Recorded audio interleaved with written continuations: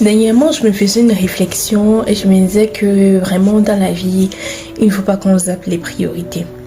Dernièrement, j'ai vu une nouvelle très triste sur la toile d'une jeune afro-américaine qui a perdu la vie dans des circonstances assez bizarres, voilà.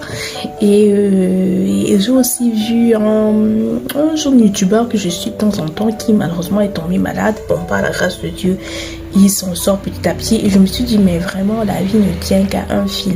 Et souvent, on est tellement focalisé sur certains trucs, se dire peut-être que non, il faut absolument que j'ai ceci pour que ma vie aille bien.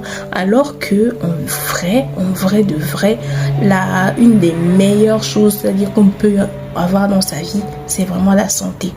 Et parfois aussi on peut se perdre même dans certaines guerres ou guerres avec d'autres personnes. Parfois on a raison, hein, je suis complètement d'accord avec ça, mais parfois on peut mettre tellement notre énergie là-dedans qu'on oublie que notre priorité c'est notre santé mentale. On oublie que notre priorité c'est notre famille, penser peut-être à leur laisser un héritage, ou bien même bien avant qu'on ne parte, qu'on vive dans un environnement sain, qu'on les fasse grandir avec des valeurs, ou bien même si on n'a pas encore d'enfants, qu'on puisse impacter la vie d'autres personnes positivement, c'est-à-dire apporter vraiment un plus positif, faire que, entre guillemets, le monde aille mieux parce qu'on est là. Et souvent, on va se perdre dans beaucoup de choses, des distractions, des choses inutiles qui, à the end of the day, à la fin, en fait, ne compte pas. Donc, j'ai vraiment réfléchi, surtout quand j'ai vu cette jeune fille-là, tellement brillante, charismatique.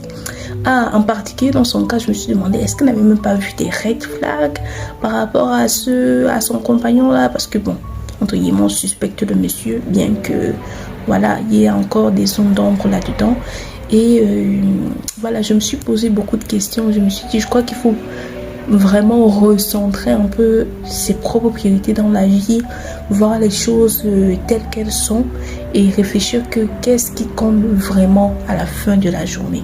Ça nous permet d'y voir plus clair, d'avoir une certaine clarté et de combattre vraiment les bons combats sans gaspiller notre énergie et notre temps. Voilà, c'est ce que je voulais partager avec vous.